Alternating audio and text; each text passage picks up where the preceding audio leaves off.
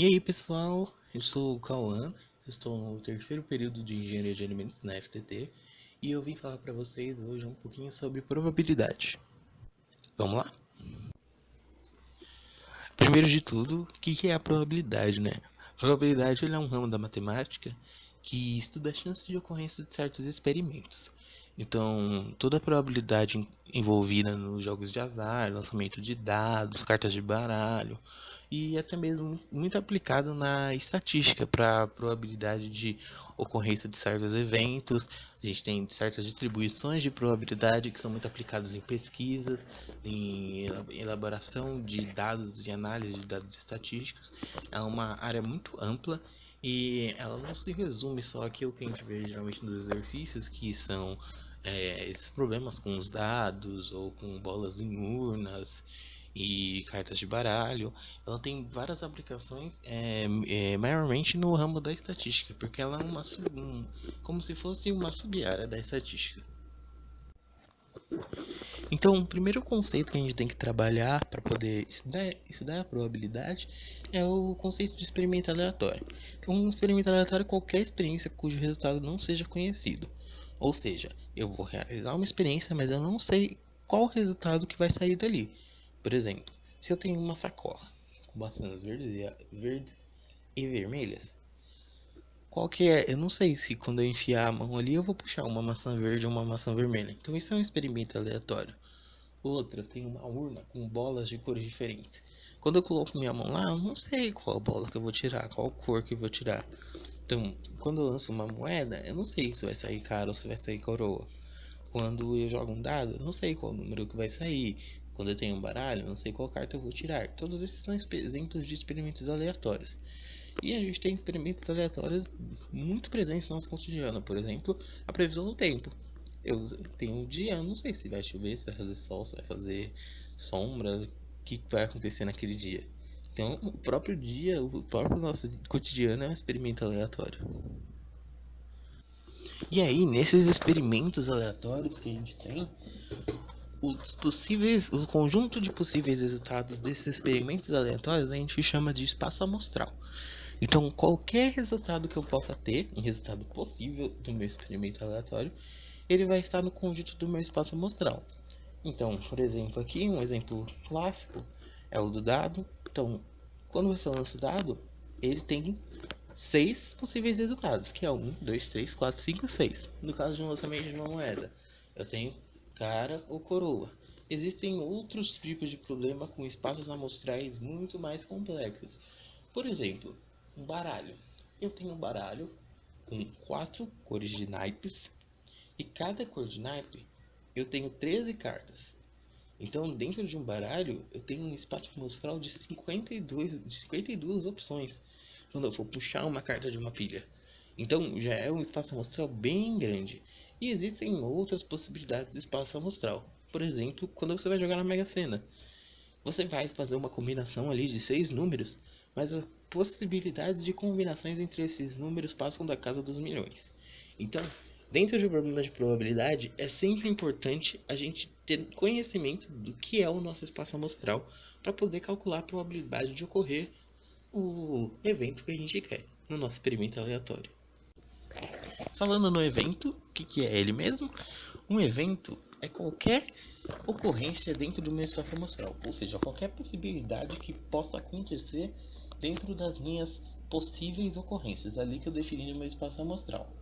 Exemplo, né? Continuando naquele exemplo do dado que a gente estava falando, se o meu espaço amostral são sempre 6 números, que é ali, ó, 1, 2, 3, 4, 5, 6, eu posso ter um evento de eu querer só os números pares. Então, eu vou ter as opções 2, 4 e 6 dentro do meu conjunto de 6 números. Então, eu vou falar que esse evento é igual a 3. Eu tenho 3 eventos que se adequam àquilo que eu quero. Agora, quantos são os eventos de sair o número primo? Aí, eu tenho o número 2, o 3 e o 5. Continua sendo 3. Mas vejam que já não é o mesmo conjunto, o evento A com o evento B. Agora vamos para o evento C. Ele quer que seja um número maior ou igual a 5. Nesse caso, só vou ter o 5 e o 6. Então eu vou ter dois eventos nessa condição que eu coloquei. E de sair um número natural é todo o meu espaço amostral, porque de 1 a 6 todos os números são naturais. Então, sempre que eu estiver trabalhando com probabilidade, eu vou ter um espaço amostral dentro de um experimento aleatório e eu vou definir um evento que eu queira. Então, por exemplo, aqui, obter um número par, ou ganhar a coroa numa moeda, ou tirar uma carta de tal naipe no baralho, ou que faça sol em tal dia. Então, sempre eu vou ter um evento dentro de um espaço amostral no experimento aleatório. Ou seja, juntando essas três coisas, a gente pode fazer o cálculo da probabilidade. Mas assim, nem sempre esses eventos e esses espaços amostrais, eles vêm de bandeja pra gente. Então a gente tem três maneiras de obter tanto o evento quanto um espaço amostral no experimento aleatório. Então você vai ter lá o enunciado do seu exercício, ele pode te dar tanto o espaço amostral quanto o evento desejado. Se ele não der, você pode calcular por análise combinatória, dependendo do exercício, se ele for um exercício um pouco mais complexo, ou calculando mesmo com as informações do enunciado, às vezes você consegue extrair de lá, ou ainda tem a terceira opção, que é construir uma árvore de possibilidades, que a gente vai ver lá mais pra frente. Definido meu evento, definido meu espaço amostral, eu posso calcular a probabilidade de um evento.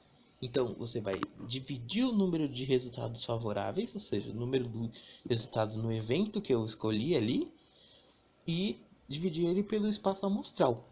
Então, eu gosto de falar que a probabilidade é sempre aquilo que eu quero que aconteça pelo aquilo que pode acontecer. Então, eu quero x, mas pode acontecer x e y. Então, eu vou dividir o x pelo x e o y. Então, vamos por um exemplo prático para a gente entender melhor. Ao jogar um dado, qual a probabilidade de obtermos um número ímpar voltado para cima? Então, ali, eu já sei que primeiro vou definir meu espaço amostral. Qual que é o espaço amostral de um dado? Esse já é bem conhecido, é 6. São as possibilidades que eu tenho de ser 1, 2, 3, 4, 5 ou 6. Agora, ele quer um número ímpar. O evento é sair um número ímpar. Quais as possibilidades que eu tenho? Sair 1, 3 ou 5. Então eu tenho 3 eventos, 3 casos favoráveis e que sai um número ímpar. Então, ali eu vou colocar na nossa fórmula o número de casos favoráveis, ou número de eventos pelo espaço amostral. 3 dividido por 6, que dá 1 sobre 2, ou meio, ou 50%. Então, a probabilidade a gente pode expressar as nossas chances de ocorrência em números decimais, por exemplo, de 0 até 1, que vão se traduzir em porcentagens, de 0 a 100%. Então, sempre que você tiver um número decimal, se você multiplicar ele por 100, você vai ter a porcentagem de ocorrência daquele evento. Então, a probabilidade de ocorrência de um evento sempre está entre 0 e 100%. Então, se eu tenho um evento possível, a chance de ocorrência dele está entre 0 e 100%. Se eu somar todas as minhas possibilidades, essa soma vai ter que dar 100%. Ali, eu tenho uma chance de 50% de tirar um número ímpar. Então, se as chances de tirar um número ímpar são 50%, as chances de tirar um número par também são 50%. Somando as duas, vai dar 100%. Então, a soma sempre vai dar 100%. Seguindo nessa mesma linha, a gente tem o complementar de um evento. O que é o complementar de um evento? Lembra que eu falei que sempre a soma de todas as possibilidades vai dar 100%? Então, se você lembra disso, quando eu sei a possibilidade de um evento, ou seja, se eu sei que a probabilidade de ocorrer evento X é 25%, o complementar desse evento é todas as outras possibilidades que não são aquele evento. Então, se a soma de todas as probabilidades é 100%, se eu subtrair a probabilidade daquele evento, eu vou ter todas as outras possibilidades que não são aquele evento. Então, no caso, se a minha probabilidade era 25%, o complementar dela é 65%. Então, se, por exemplo, a chance de eu ganhar na loteria é 20%, chutando muito alto, porque a chance é bem pequena, sabe isso? Qual a chance de eu não ganhar? É 1 menos 0,8, que é 80%. Então, o 0,2, que é o 20%, vai dar 80%. Então, a chance de eu não ganhar ali está muito maior que a chance de eu ganhar, né?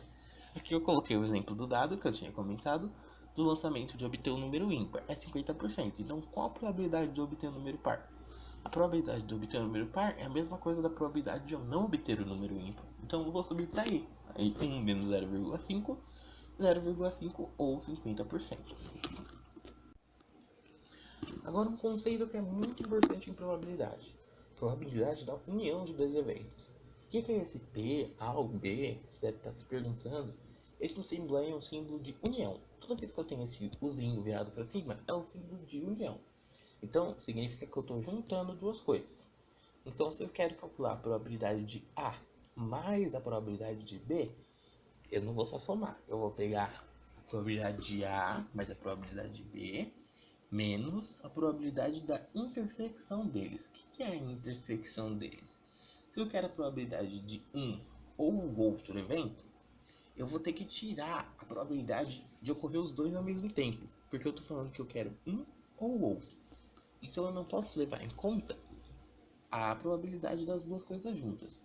Se eu quero, por exemplo, se eu pergunto numa sala qual a probabilidade de eu ter pessoas de olho azul e pessoas que usam óculos, as pessoas que usam óculos e têm olho azul não podem entrar nessa soma, senão eu vou estar contando elas duas vezes. Então eu tenho que tirar a intersecção dos dois eventos que eu estou querendo para conseguir achar essa união. Eu vou fazer um exemplo e acho que vai ficar um pouquinho mais claro. Olha aqui. Seleciona-se aleatoriamente um estudante em determinada universidade e representa-se por A o evento de ele possuir um cartão de crédito Visa e por B o evento análogo para um cartão Mastercard. Então suponha que PA, a probabilidade do indivíduo possuir um Visa, é 50%, 0,5. Probabilidade de ele possuir Mastercard, 40%. E a intersecção é 0,25, ou seja, os estudantes que têm os dois cartões, 0,25 ou 25%. Ele pede para eu calcular a probabilidade de um indivíduo ter pelo menos um dos dois tipos de cartão. Então ele está querendo os estudantes que têm ou um ou o outro. Nesse caso, eu vou usar a união dos dois eventos. Então vai ser a probabilidade de A mais a probabilidade de B, 0,5 mais 0,4. Opa, então é só 90%? Não. Porque se ele quer que tenha ou um ou outro, aqueles que têm os dois, que é a intersecção, não podem entrar nessa conta. Então eu vou tirar eles, que é a intersecção ali, ó, 0,25. Então os estudantes que têm ou um ou outro cartão é 65%. Então, ficou mais claro agora? Na união de dois eventos, se eu quero ou um ou outro, eu sempre vou desconsiderar a intersecção. Agora, se eu quiser um e outro, já é outra história que a gente vai ver mais pra frente. Agora, na letra B, ele pede que o estudante não tenha qualquer um dos dois tipos de cartão. Então, se ele quer que não tenha nenhum dos tipos de cartão, eu sei que 65% tem pelo menos um dos tipos. Então, se 65% tem, se eu tirar o total das probabilidades e tirar, se você pegar esse total e tirar 65%, eu vou achar que não tem. Então, vou usar o conceito de complementar, lembra? 1 menos a probabilidade da pessoa ter pelo menos um dos cartões é a probabilidade dela não ter nenhum dos cartões, que é 35%. Ou seja, se 65% tem pelo menos um cartão, os outros 35% não tem nenhum. Na letra C, ele pede que a pessoa tenha um cartão Visa, mas não um Mastercard. Então o que eu vou fazer? Eu poderia pegar a probabilidade da pessoa ter o Visa só? Não, porque essas pessoas daqui que tem o Visa, elas podem ter o Visa e o Mastercard. Então eu vou ter que pegar a probabilidade dessa pessoa ter um cartão Visa e tirar da intersecção das pessoas que têm Visa e Mastercard, que é 0,25. Então 25% das pessoas só possuem o cartão Visa. Agora a gente vem para aquela outra historinha. Lembra que eu falei que quando eu quero um e outro, a coisa é diferente? Então eu gosto sempre de. Você já pode ter ouvido falar da regra do e e da regra do outro. Quando eu falo um ou outro, eu estou falando de soma. Que é ali que a gente falou, PA mais PB menos intersecção. Quando eu falo um e outro, eu quero os dois juntos, eu vou multiplicar. Então aqui ó, probabilidade de um casal ter um filho do sexo masculino ou feminino é sempre meio. São eventos independentes. Então, se ele tiver um filho, qual a probabilidade do primeiro ser menino ou menino? Meio. Segundo filho, qual a probabilidade de ser menino ou menino? Meio. Porque o evento não vai interferir no outro. Agora, se eu quiser que o casal tenha dois filhos do sexo masculino, eu tenho que multiplicar, porque eu quero um e outro. Então eu vou pegar o meio, que é o do primeiro, multiplicar pelo meio do segundo. Vai dar 0,25. Então 25% de chance de eles terem um filho do sexo masculino. Dois filhos, no caso. Agora, se eu quiser a probabilidade deles não terem, eu posso usar o complementar. Então eu posso pegar 1 menos 25%, então 75% é a quantidade de chances deles não terem dois filhos de sexo masculino. Então é bom a gente já começar a interligar todos esses conceitos, porque eles vão se acumulando. E os exercícios geralmente eles querem que você use todos esses conceitos juntos, principalmente no Enem. Então é bom ter todos esses conceitos em mente e se deparar que o exercício sempre vai querer usar o máximo possível desses conceitos. Então, pessoal, essa primeira parte do vídeo fica por aqui. No próximo vídeo, que vai ser a parte 2, a gente vai falar de mais alguns conceitos e vai fazer exercícios com base no Enem, aplicando todos esses outros conceitos que a gente já viu. Espero vocês lá. Até!